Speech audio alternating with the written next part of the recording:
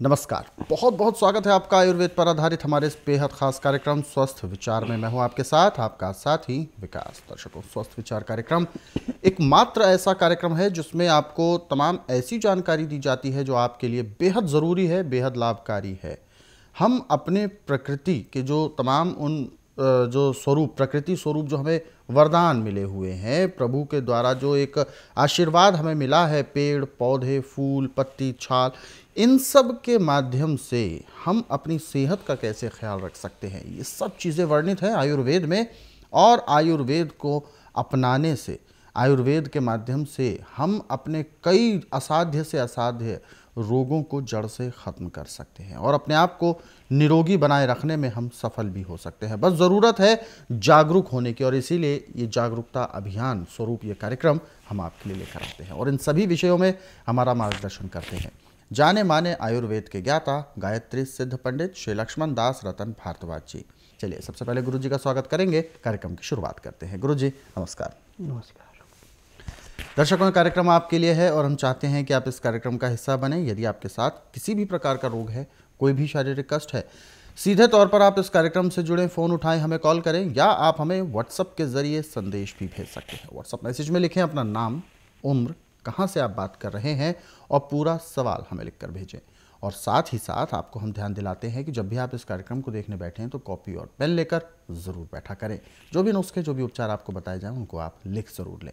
चलिए आगे बढ़ते हैं और शुरू करते हैं आज के नए विषय पर चर्चा। गुरु जी, जलोदर यानी सीधे सीधे इस शब्द से पता चलता है जल उदर, यानी उदर में पानी भर जाना, जिस वजह से पेट फूल जाता है, जिस वजह से कई प्रकार के रोग उत्पन्न होते हैं और बहुत असहनीय दर्द और परेशानी रहती है। हालांकि डॉक्टरी उपचार में इसके लिए तो सीधा सा उपचार होता है कि पानी निकालते हैं और समय समय पर, हर हफ्ते या हफ्ते में 2 बार या 10 दिन में 2 बार, इस तरीके से ट्रीटमेंट करना पड़ता है। तो सबसे पहले मैं ये जानना चाहूँगा कि आखिर इस रोग की शुरुआत होती कहाँ से है? देखिए, यदि आपके लीवर की पाचन शक्ति कमज़ोर होगी, बिल्कुल, आपका खाया पिया पचेगा नहीं, तो पैंक्री इंसुलिन नहीं बनाएगी, पित्ते में तेजाब बढ़ जाएगा और गुर्दे में जाके वो खाया पिया जो अंतों में थोड़ा बहुत गड़ा है, वो ऐसे बैठे जैसे पानी पे काई बैठती है। फिर वहाँ से टट्टी पेशाब, खून बढ़ना बंद हो जाता है। अच्छा। फिर जो भी आप खाएंगे पिएंगे, पेट में जैसे गुब्बारे में टाट हवा भरती है, ऐसे भरता जाएगा, पेट फूलता जाएगा जी। अब इसमें आज पूरे संसार के अंदर मेडिकल में तो शायद किसी रोग की दवाई बनी नहीं है। बिल्कुल, वो तो बिजनेस है। जिस अंग में तकलीफ हो उस अंग को सुन किया जाता है, यह है जी। और काट पीट जितनी मर्जी करने तो भी ठीक नहीं कर सकते। और जो आज हमारा आयुर्वेद, यूनानी, होम्योपैथी और नेचुरल्स का, इन्होंने थ्योरी पढ़ी है, इन कोई प्रैक्टिकल नहीं है जी। परंतु मैं नाड़ी वैद्य हूँ, मेरे पास प्रैक्टिकल है। पेट में पानी चाहे कितना भी भरा हुआ हो, यहाँ पे पहले दिन कम से कम 2.5-3 लीटर पानी 2 घंटे के अंदर निकाल दिया जाता है। ये दवाइयों का असर है। जी जी जी। क्योंकि मेरे पास 10,000 जड़ी बूटियों की जानकारी है जिनसे मैं दवाइयाँ बनाता हूँ। मेरी फार्मेसी अपनी दवाइयाँ बनाने की, मैं किसी की बनी बनाई दवाइयाँ नहीं बेचता। और ना मैं रोगी से पूछता हूँ कि आपको तकलीफ़ क्या है, ना कागज पत्र देखता हूँ। मेरा नियम है, बुधवार की मैं छुट्टी रखता हूँ, गुरुवार से लेकर मंगलवार तक नाड़ी परीक्षण करता हूँ। नाड़ी परीक्षण का टाइम है सुबह 10 से 12, 2 घंटे काम करता हूँ, ज़्यादा नहीं करता। नाड़ी परीक्षण में पैर के तलुए से सिर के बाल तक की MRI, CT scan, x-ray, ultrasound, ECG, sonography, सब कुछ 5 सेकंड के अंदर नब्ज से मिल जाते हैं जी। फिर उसके अनुसार दवाइयाँ दी जाती हैं। यहाँ किसी एक अकेले रोग की दवाई नहीं देते। फिर जितना भी पैर के तलुए से सिर के बाल तक का रोग है, सब रोगों की दवाई इकट्ठी दी जाती है। फिर इस दवाई का प्रयोग जब कराते हैं तो पांडु रोग वाले का 2.5-3 लीटर पानी 4 घंटे के अंदर अंदर निकल जाता है। फिर जो दवाइयाँ दी जाती अन्न इसका टोटली बंद कर दिया जाता है जी। एलोपैथिक में तो कोई भी बीमारी है, जैसे किडनी का है, ये पांडु रोग का है, इनमें पानी बंद कराते हैं। परंतु मैं तो पानी ज़्यादा पिलाता हूँ। जब पानी अंदर होगा ही नहीं, ठीक शुद्ध पानी नहीं होगा, तो आपकी पाचन शक्ति कहाँ काम करेगी। बिल्कुल। और आज तक जितने भी योगी हैं, प्रवक्ता हैं, डॉक्टर हैं, हकीम हैं, ये कहते खाना खाते इसमें पानी नहीं पीना, पानी पियो आप खाना खाने के घंटे 1.5 घंटे बाद। अब सत्यानाश का भी सवा सत्यानाश। जैसे आप किसी बिल्डिंग को बनाने के लिए मसाले के अंदर पानी मिला के उसकी चुनाई करते हैं, ये पेट में भी चुनाई है। यदि लीवर को पूरा पानी नहीं मिलेगा तो खाना नहीं पचेगा जी। ये लोहे का टुकड़ा तो है नहीं कि पीस के दे देगा। एक मांस का टुकड़ा है, उसके अंदर की गर्माश तभी काम करेगी, तभी उस खाने को पचाएगी जब उसको पानी भी साथ मिलेगा। आप सूखा खाना खा रहे हैं, पानी नहीं ले रहे, तो आपका तो रोग बढ़ेगा। परंतु घबराने की ज़रूरत नहीं है। स्वास्थ्य विचार एकमात्र आश्रम ऐसा है कि जिसका उपचार कहीं नहीं, उसका उपचार मेरे पास है। और यहाँ ना तो रोगी मुंह से बोलता है, ना कागज पत्तर लाता है, ना उसका साथ वाला बोलता है। यहाँ नाड़ी परीक्षण में जो रोग मिलता है उसका इलाज किया जाता है। पांडु रोग के लिए हमारे पास एक नहीं सैकड़ों दवाइयाँ हैं, परंतु मौसम के अनुसार, सुविधा के अनुसार जो हमारे चूल्हे चौके में चीज़ें रखी खान पान की, उन्हीं से सारा उपचार किया जाता है। 100 में से 1 या 2 घर ऐसे होंगे जिनमें करेला आपको नहीं मिलता, परंतु सब जगह करेला मिलता है। और करेले की सब्जी जो बनाते हैं उसमें करेले का सत्यानाश करके बनाते हैं। जो करेले के ऊपर फफोले होते हैं, इनमें पानी होता है और बड़ा कड़वा होता है। जब इस पानी को निकाल के फेंक देते हैं तो करेले से उससे लाभ नहीं ले सकते। वो फफोले जो हैं उसका पानी निकाल के पांडु रोग के रोगी को जितना पानी वो है उतना दूसरा सादा पानी हल्का गर्म मिला के पीने को दें, तो 2 घंटे के अंदर उसके पेट से पानी निकलना शुरू हो जाता है जी। ऐसे तो हमारे पास और सैकड़ों दवाइयाँ हैं, परंतु करेला सबसे ज़्यादा लाभकारी है। और जिनको कड़वेपन से घृणा नहीं है, कड़वापन सहन कर लेते हैं, वो कच्चे करेले को अच्छी तरह चबा के मलीदा बना के खाएंगे, तो जो आपने पानी मिला के करेले का जूस पिया है उससे 10 गुना लाभ करेला चबाने से करता है। जब करेले को चबा के खाएंगे तो खाने के आधे पौने घंटे बाद ही ऐसे लार्म लगे हो पेट में जैसे घड़ी में लार्म लगता है। अब उसमें पेशाब और टट्टी दोनों खुल जाते हैं।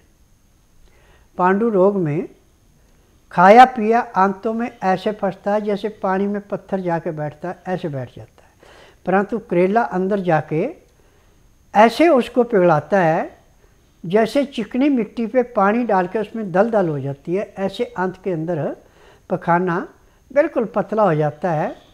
और इसमें रोगी को जोर नहीं लगाना पड़ता लैट्रिन करने के लिए, ऑटोमेटिक जैसे पेशाब आता है ऐसे पेट गुदा के रास्ते साफ हो जाता है। मैं नरेले से आया हूँ, जितेंद्र कुमार भारद्वाज मेरा नाम है। और 3 साल पहले मैं बीमार हुआ था, जिससे मैं पंथ में गया। पंथ वालों ने मेरे को इलाज चालू किया। इलाज के दौरान जो पानी मेरा बिल्कुल बंद नहीं हुआ बढ़ने से, पानी कंटिन्यू बढ़ता रहा मेरे। उसके बाद फिर मैं फोर्टिस में गया। फोर्टिस में भी यही बात चलती रही, भाई पानी नहीं रुका ही नहीं मेरे। उसके बाद बालाजी में गया। बालाजी में जाने से कुछ दिनों के लिए मेरा राहत मिली। राहत मिलने के बाद एकदम दवाई जो है वो बैक मार गई। उन्होंने बिल्कुल काम करना बंद कर दिया। मेरी स्टेज बिल्कुल ख़राब हो चुकी थी। तो मेरे चाचा ने रोहतक से टेलीफोन किया कि भाई आप वहाँ वैद्य के पास चले जाओ। इनका एड्रेस दिया। एड्रेस देने के बाद हम यहाँ आए। करीब 2.25 महीने हुए हैं, मेरे को काफ़ी राहत है। आपको क्या पेट में पानी बन जाता क्या? हाँ, पर लीवर की वजह से पानी बना था। पानी क्या निकलवाना पड़ता था? पानी निकलवाना पड़ता था। हफ्ते में या महीने में या 15 दिन में कितनी बार निकलवा देते? मैंने एक बार तो 6 महीने में निकलवाया था, फिर करीब 1.5 साल पानी नहीं बना, फिर उसके बाद 14 लीटर पानी बना, फिर 14 लीटर पानी निकलवाया, उसके बाद फिर 2.25 लीटर एक बार निकलवाया हफ्ते के बाद। तो पहले जो पानी बनता था उसका आप जो था वो चल फिरते थे? बस 2-4 दिन चलता फिरता था पानी, फिर उसके बाद उठने नहीं देता था। जो हम वहाँ से आए थे, जब यहाँ का पता लग गया तभी पानी था? जब पानी था तो यहाँ तो पानी भी इन्हीं ने बताया था भाई पेट में पानी है, निकलवाओ आप। तो वो पानी आपने निकलवाए थे? हाँ। उसके बाद से नहीं बना? नहीं बना। उसके बाद से आप 15 दिन दवाई खाने के बाद आपको धीरे धीरे आराम आना शुरू हो गया? हाँ, धीरे धीरे। आज 2-2.25 महीना खाए हैं दवाई? हाँ जी। आप बिल्कुल स्वस्थ हैं? हाँ जी। मेरा नाम है यशपाल सिंह, मैं पाली ज़िले से राजस्थान से फालना गांव से आ रहा हूँ। पहले मैं फालना गांव में रहता था, तब मेरे को पथरी का प्रॉब्लम था। मैंने 2-3 बार सोनोग्राफी भी करवाई थी फालना में ही। वहाँ पे बोला था कि पथरी दोनों किडनी में है। वहाँ से मैंने अहमदाबाद गया, अहमदाबाद इलाज करवाया। वहाँ मेरा कम से कम 4 से 5 साल इलाज चला, लेकिन पथरी में मेरे को कोई फ़र्क नहीं पड़ा। फिर वहाँ पे मेरे को ऐसा बोला कि ऑपरेशन करना पड़ेगा तो पथरी निकलेगी। फिर मैंने वहाँ पे ऑपरेशन करने के लिए बोला था।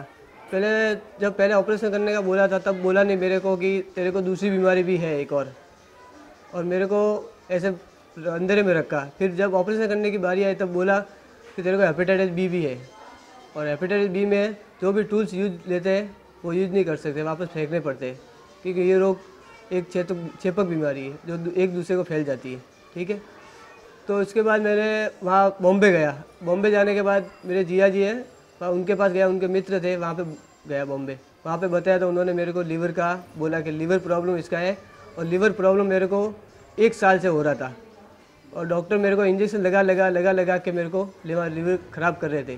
कंटिन्यू बुखार रहता था, ऐसा नहीं कि बुखार आज चला गया गोली लेने से, या बहुत बार हॉस्पिटल जाता था तो 1-2 दिन के लिए उतर जाता था इंजेक्शन लेने से, लेकिन कुछ ऐसा नहीं कि पूरा चला गया, वापस आ ही जाता था बुखार। कितने साल से था इसे? ये बुखार मेरे को था 4-5 साल से। और फिर मैंने टीवी पे प्रोग्राम देखा बाबा जी का, तो मैं बाबा जी के यहाँ आया तो बाबा जी ने मेरे को बोला कि इसका लीवर बचपन से ही ख़राब है और इसको अभी मैं जो कहता हूँ वह इलाज कराओ। तो मैंने बाबा जी का इलाज लिया, और आज 2 महीने से मैं छुट्टी पे हूँ, घर पे, दुकान पे नहीं जा रहा हूँ, लेकिन 1.5 महीने की दवाई लेने से मेरे को फ़र्क पड़ गया। बुखार एक तो पूरा चला गया, खांसी बिल्कुल नहीं, कफ आता था वो नहीं आता है, पथरी का दुखावा होता था वो भी बंद हो गया बिल्कुल। पहले हेपेटाइटिस की वजह से जो प्रॉब्लम होती थी मेरे को कि खुजली आती थी शरीर में, जो इन्फेक्शन होते हैं ब्लड के अंदर, उसकी वजह से तो मेरे को खुजली भी आती थी। वो सब अब नहीं होता? वो अभी सब नहीं होता है। 1.5 महीने से अभी कुछ 1.5 महीने से कुछ नहीं। दर्शक हमारे साथ जुड़ गए हैं लाइन पर, आइए उनसे बात करते हैं और जानते हैं क्या है उनकी समस्या। हेलो। हेलो जी नमस्कार, क्या नाम है आपका? कहाँ से बात कर रहे हैं आप? मैं देवास से बात कर रही हूँ। जी, अपना सवाल पूछिए, गुरुजी सुन रहे हैं आपको, बताइए क्या सवाल है आपका? मेरा ये सवाल है कि मेरे को बच्चादानी में छोटी सी गठान है। गांठ है बच्चेदानी में? जी देखिए बेटा, इसको हम रसौड़ी बोलते हैं। इसका इलाज आज पूरे संसार के अंदर एलोपैथिक में बिल्कुल नहीं है, वो तो बच्चादानी निकाल के फेंक देंगे। परंतु मेरे पास बच्चादानी की रसौड़ी निकालने का ऐसी दवाइयाँ हैं, जैसे खेत में से गाजर मूली निकालते हैं, ऐसे रसौड़ी को बाहर निकालती है। रसौड़ी जो बनती है, जो मासिक धर्म का खून फट जाता है, तो जैसे दूध फट के छिछड़े होते हैं, ऐसे छिछड़े अंदर जाके जमते हैं और पानी सा निकलता रहता है। और एक बार स्टार्ट हो जाए महीना तो कई दिन तक चलता है, और बंद हो जाए तो भी फिर 15-20 दिन बाद फिर चालू हो जाता है। इसका उपचार आज पूरे संसार के अंदर आयुर्वेद, यूनानी, होम्योपैथी, नेचुरल चिकित्सा कहीं नहीं है। परंतु मैंने जड़ी बूटियाँ 10,000 का ज्ञान है मुझे, उसकी पहचान है, और मैं नाड़ी वैद्य हूँ, मैं डॉक्टर हूँ। ना तो आपने मुंह से बोलना कि मुझे तकलीफ़ है, ना कागज पत्तर लाना, परंतु जिस दिन आना है तो कमीज़ सलवार पहन के आना। सलवार नाड़े वाली चाहिए कि उसमें नाड़े की जगह प्लास्टिक डाल रखा है, तो आपका नाड़ी परीक्षण छोड़ दिया जाएगा, आपको दवाई नहीं दी जाएगी। और यदि आप साड़ी या पैंट पहन के आते तो भी दवाई नहीं दी जाएगी। यहाँ पे कमीज सलार चलती है। और नाड़ी परीक्षण में फिर मैं बोलूँगा कि आपको ये बीमारी है, उसके अनुसार दवाइयाँ खाने की हैं, पीने की हैं, मालिश करने के तेल हैं, और एक पाउडर और तेल दिया जाएगा जिसका घोल बना के जैसे मल में होता है ऐसे पेट पे पट्टी की जाएगी। पट्टी करने के 1 घंटे के बाद आपको उसमें काफ़ी परिवर्तन आना शुरू हो जाएगा, और जिस दिन आएगी उसी दिन आपको कम से कम 15 से 20% का आराम मिलेगा। और जब आपका मासिक धर्म आएगा तो ऐसे आएगा जैसे बाथरूम आता, आपको दर्द नहीं होगा, पता नहीं लगेगा, परंतु उसमें रसौली टूट के 2-2, 2.5 इंच लंबे और छोटी उंगली जैसे मोटे पीस कट के आएंगे। और यदि ठीक ढंग से दवाई लेगी तो 1 महीने में रसौली चाहे आपकी 5 किलो की चाहे 7 किलो की समाप्त हो जाएगी। आगे बढ़ते हैं, अपने सवाल आगे बढ़ाते हैं। और दर्शकों, आप सभी को मैं ध्यान दिलाना चाहूँगा, जब भी आप इस कार्यक्रम को देखते हैं तो आप इससे यदि जुड़ना चाहते हैं, क्योंकि बहुत से दर्शक ऐसे होंगे जिनके जहन में सवाल उठ रहे होंगे, कोई शारीरिक कष्ट होगा, तो आप सभी लोग इस कार्यक्रम से जुड़ सकते हैं। फ़ोन उठाएं, हमें कॉल मिलाएं, या आप हमें व्हाट्सएप के ज़रिए संदेश भी भेज सकते हैं। तो आगे बढ़ते हैं, जिन दर्शकों ने हमें संदेश भेजे हुए हैं व्हाट्सएप पर, हम उनका सवाल लेते हैं। पहला सवाल हम ले रहे हैं, इनका नाम है गिरिराज सिंह, और इन्होंने अपना सवाल भेजा है। खूब दंड लगाते हैं, यानी कसरत व्यायाम बहुत करते हैं, देसी तरीके से व्यायाम करते हैं, लेकिन 50 किलो से इनका वज़न ऊपर उठ ही नहीं रहा है। 1 साल से ये खूब प्रयास कर रहे हैं, वज़न कैसे बढ़े? देखिए, यदि आपकी लीवर की पाचन शक्ति कमज़ोर पड़ गई तो आपकी खून बढ़ने की मात्रा बहुत कम है। जब तक आपका प्रॉपर मात्रा में खून नहीं बनेगा, वजन नहीं बढ़ेगा। आप दंड बैठ के लगाएं, जो मर्जी व्यायाम करें, जब तक लीवर आपका ठीक ढंग से काम नहीं करेगा, वजन नहीं बढ़ेगा। सबसे अच्छा यह है कि आप बुधवार छोड़कर गुरुवार से लेकर मंगलवार के बीच में मेरे आश्रम में आइए। जिस दिन आश्रम में आना उस दिन रात्रि 10 बजे तक खा पी के दातन कूड़ा करके बड़ी इलायची मुंह में रख के चूसते रहें। सुबह 9 से 10 के अंदर अपना नामकरण कराना। 10 से 12 मैं नाड़ी परीक्षण करूँगा। नाड़ी परीक्षण में पैर के तलुए से सिर के बाल तक की MRI, CT scan, x-ray, ultrasound, ECG, sonography सब कुछ 5 सेकंड में हो जाएगा। उसमें जो भी कमी आपके शरीर के अंदर पाई जाएगी दवाइयाँ दी जाएंगी। यह दवाइयाँ आप नियम से खाते हैं, परहेज करते हैं, तो 15 दिन में कम से कम 1-1.5 किलो वजन जरूर बढ़ेगा। दर्शकों, हमारे इन कार्यक्रमों को आप अपने सरल और सुविधाजनक समय पर देखना चाहते हैं तो YouTube के ज़रिए भी देख सकते हैं। हमारा YouTube चैनल स्वस्थ विचार सेहत की बात, इस YouTube चैनल को आप सर्च करें, सब्सक्राइब करें और इन कार्यक्रमों को ज़रूरतमंदों तक शेयर भी ज़रूर करें।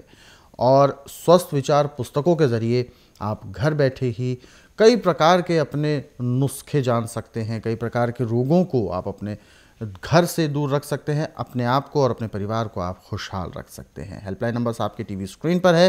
सुबह 10 बजे से शाम 5 बजे के बीच में आप कॉल कर सकते हैं। फिलहाल कार्यक्रम में वक्त इशारा कर रहा है विराम का।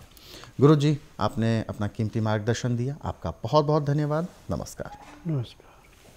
दर्शकों, आज के इस विशेष कार्यक्रम में बस इतना ही। आप सभी लोग स्वस्थ रहें, निरोगी रहें, इन्हीं शुभकामनाओं के साथ हम आपसे लेंगे इजाज़त। अगले अंक में आपसे फिर होगी मुलाकात एक नए विषय के साथ। तब तक के लिए मुझे दीजिए आज्ञा। नमस्कार।